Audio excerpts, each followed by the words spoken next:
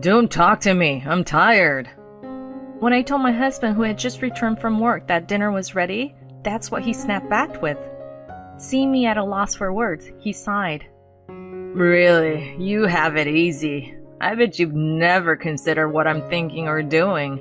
Being a good husband isn't a walk in the park. My once calm and gentle husband seems to have vanished. His cold gaze pierces me. He knocked back the icy beer I'd set out for him in no time flat, then disappeared into our bedroom.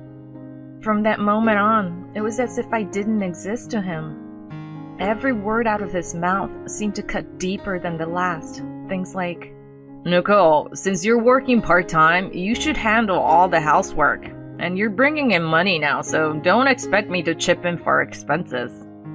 Just like that, I found myself saddled with all the housework, and he didn't contribute a single cent to our living costs. Our only means of communication were messages over text, most of which he never even bothered to open.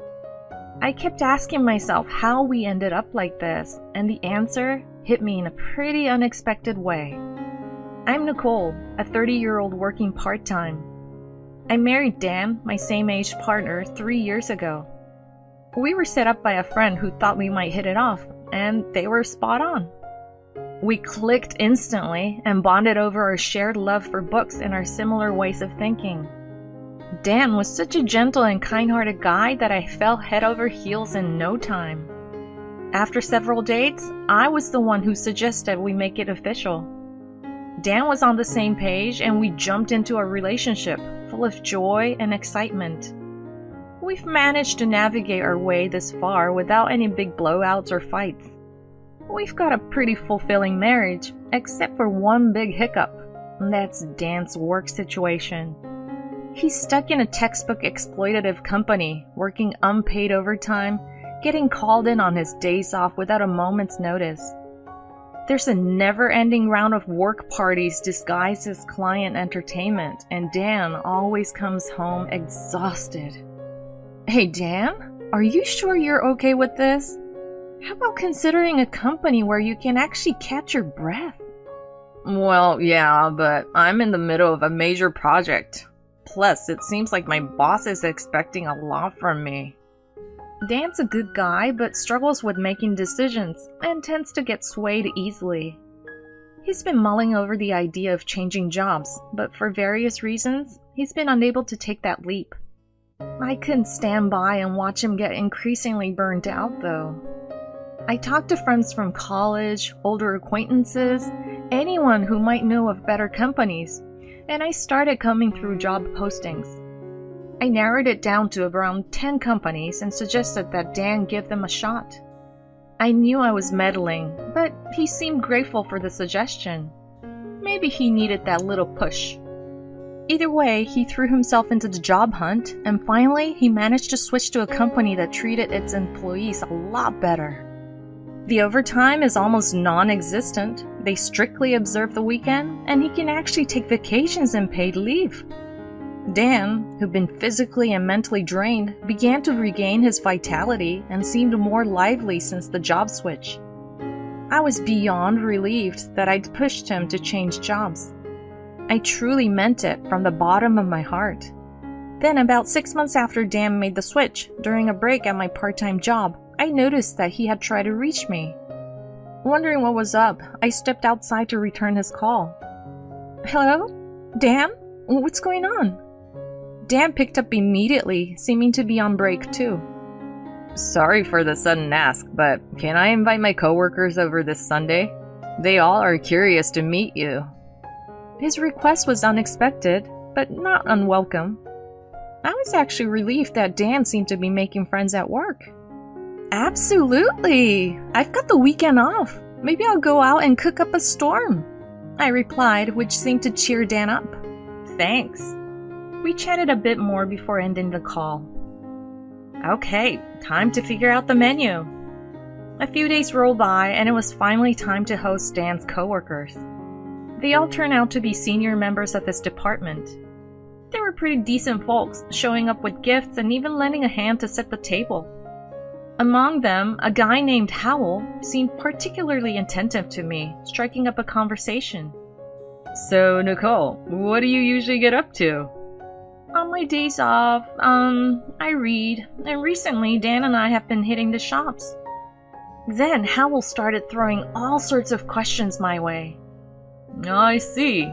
But you also work, right? Do you and Dan split housework? Who manages your finances? Do you have an allowance system? How much do you typically spend on living expenses per month? His interrogation left me a bit startled. Why would he ask such things? Despite being Dan's senior, it felt intrusive. Caught off guard, I tried to laugh it off and looked to Dan for a rescue. Hey, Dan, could you lend me a hand with these empty cans? Dan, all smiles, obliged, and we both slipped away. Once in the kitchen, I expressed my discomfort to Dan about Howell's prying questions. He seemed a bit taken aback, but asked me to bear with it because Howell was a senior he looked up to. That didn't sit right with me, and I was about to voice my objections when Dan, as if deciding the conversation was over, shook his head and went back to entertain his coworkers. I was left feeling frustrated and muttered under my breath out of everyone's earshot. What the heck? That day, unbeknownst to me, was a game changer in our relationship. Fast forward 2 months after we hosted Dan's coworkers, Dan started acting strange. He was more distant, even a bit cold. He just didn't feel like the Dan I knew. He had always been helpful with chores like cooking and cleaning, but recently, he'd completely stopped. Even though he now had more spare time than when he was slogging away at his old job, he didn't lift a finger around the house. Also, he hardly spoke to me anymore, giving curt answers to my attempts at conversation. He'd stopped accompanying me shopping too. After enduring this bizarre behavior for a while, I thought of proposing a vacation during the long holiday the following month. How about hitting the beach for the next long weekend? Remember that gorgeous place featured on TV the other day? I asked as Dan walked in from work. He shot me a quick look, but instead of replying, he just cracked open a beer and started drinking. When he didn't respond, I figured he didn't hear me and gave it another shot. Then out of the blue, he scrunched up his face and snapped. Give it a rest! Don't talk to me! I'm tired! His words knocked the wind out of me, and I was left speechless. Seeing my stunned face, he let out an exasperated sigh, downed his beer in one gulp, and vanished into her bedroom.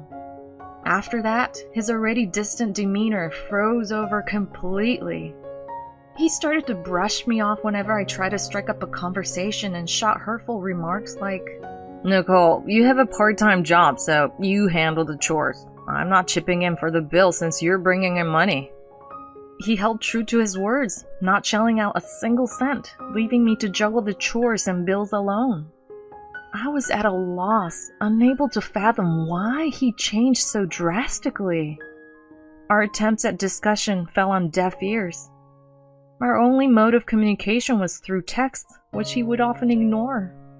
Fear started creeping in, suggesting Dan might be cheating on me. Could it be that he's head over heels for another woman, leaving me out in the cold? The mere thought was unbearable, and I set out to gather evidence, sneakily checking his phone and his old social media accounts whenever he dozed off. I did find he was frequently calling his workplace senior Howell, whom he admired greatly, but I found no trace of infidelity. The mystery of Dan's chilly behavior left me feeling on edge, and the stress began taking a toll on my health, leading me to spend most of my free days in bed. One day, I woke up on the couch just as Dan was getting home from work. He flung his suit jacket at me, looked down at me with cold eyes, and barked, Hey, what's for dinner? I couldn't believe he showed no concern for his ailing wife. Fed up, I hurled his jacket back at him, retorting, Don't talk to me! I'm tired! Taken aback, he tried to backtrack. I mean, you didn't whip up dinner, huh? Seeing his discomfort, I stood up, fetched some documents from the cabinet, and shoved them under his nose. I'm stuck doing all the housework and footing all the bills. You ignore me, show no concern for my health. What's the point of being married? Look at these figures. I've got savings and I make enough to get by on my own. As he stared at the bank documents, a look of confusion crossed his face. Huh? What are you trying to say? I'm saying I want a divorce. You're not into me anymore, right? If that's the case, there's no sense in being married. The truth is, when I started sniffing around for signs of Dan's possible infidelity, I also took up a side gig. If he was really messing around on the side, I was pretty sure we were headed for Splitsville. When I mentioned the D word, Dan looked like he'd been blindsided by a bus. I guess it really knocked him for a loop. He holed up in the bedroom, clutching his head. Not that it was going to change anything. Not long after, I could hear chatter from the bedroom. At first, I thought Dan was just talking to himself, but it turned out he was yakking away on the phone with someone. Maybe getting advice from his mom, who knows? I let him stew and started to pack up my stuff. I figured I'd bunk at my parents' until Dan simmered down. As I packed, I realized I didn't really have a ton of stuff. I mean, I could buy new clothes anytime, and as long as I had my precious stuff, I was golden. Okay, time to hit the road. Just as I was about to blow this popsicle stand, the doorbell rang. Talk about lousy timing. Already at the front door, I opened it with a sigh. And boy, was I floored by what I saw next. There, dressed to kill in a sharp suit and holding a bunch of roses, was Howell. Why in the world was Howell here, and all decked out? While I was gobsmacked, Dan, who was supposed to be on the phone in the bedroom, came barreling out. He started with a smile, but that faded into a look of utter confusion. Oblivious, or just ignoring the awkward situation, Howell gave me a warm smile and said, Nicole, I've come to sweep you off your feet. Both Dan and I let out an incredulous, "What?" Dan snapped out of it before me and let loose. Oh, I get it, Nicole. You're sneaking around with Howell, and that's why you're talking about divorce. I was about to set Dan straight on his wildly incorrect accusation, but Howell got there first. Nicole cheating? No way. I admit, I'm sweet on Nicole. Fell for her the first day we met at this house. Howell continued, getting all nostalgic. I wanted to go steady with her, but you were cramping my style, Dan. If you two split though, that's another story. Howell shot Dan a loaded look. Something seemed to click for Dan, his voice shaking. Hold on, the advice about skipping housework to look macho or playing stingy with the living expenses I wouldn't be taking for a ride? Bingo! All that advice was to get Nicole to dump you. I didn't think you'd swallow such dumb advice hook, line, and sinker. Howell had a good laugh at Dan's expense. I was too gobsmacked to say a word. Howell is single. Sure, he's good at his job and Dan respects him as a senior, but if he had thought things through, he'd have realized that advice was baloney. Dan's wishy-washy, easily swayed nature was really biting him in the butt now. Everything played out just like I planned. You two are divorcing. Thanks, Dan, for the heads up and letting me come to whisk Nicole away. It all clicked into place. Howell showing up now, Dan on the phone with them earlier. No way. Howell couldn't be that ruthless, but he's actually here. Dan seemed to be spinning, cursing Howell one second and bemoaning being duped the next.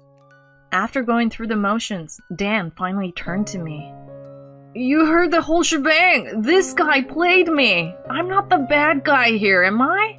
Don't even mention divorce! Let's take it from the top.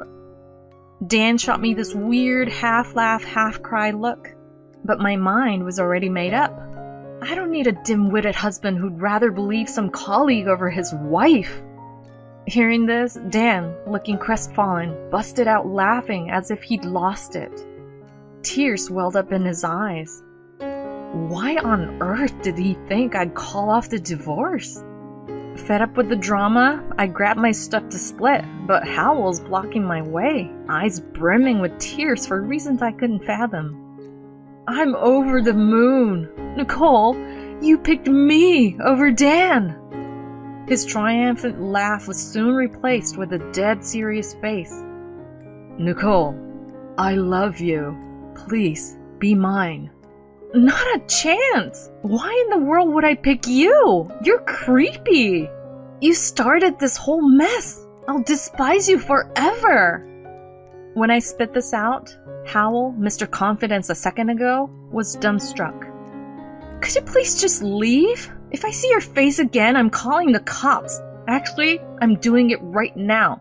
You make my skin crawl. Anger coursing through me, I whipped out my phone. Maybe it was the threat of calling the cops, but Howell's smug attitude changed in a flash, and he whimpered, "Please, anything but that," before hightailing it out of there. A month later, Dan and I were officially over and done. It all went down quicker than expected, thanks to my mother-in-law who persuaded Dan to agree to the divorce after she got the lowdown. Dan finally came to grips with what he'd done and apologized. For a moment there, I thought maybe if he was genuinely sorry, we could try again. But hearing about his shenanigans since then, any such feelings evaporated. Seems like after our split, a buddy introduced Dan to a woman and he drove right in. Another buddy introduced him to another woman and he started seeing her too.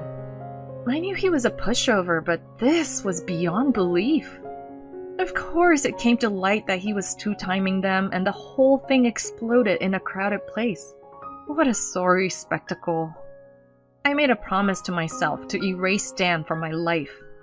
Since then, I haven't run into Howell, the cause of all this chaos. He must be terrified of being reported. From what I heard, he was so rattled by everything that he started blowing off work and got canned. He's since fallen off the grid. As for me, I decided to cut all ties and move far away. I'm now making more from my work-from-home gig than my part-time job, so moving wasn't a big deal. I found myself living solo for the first time in a while. Thought it'd be lonely, but it's been anything but. I work when I feel like it, eat when I'm hungry, and chill when I want to. Life's never been better. From now on, I'll forget about these losers and live for myself. That's what I was thinking, sipping my post-dinner coffee.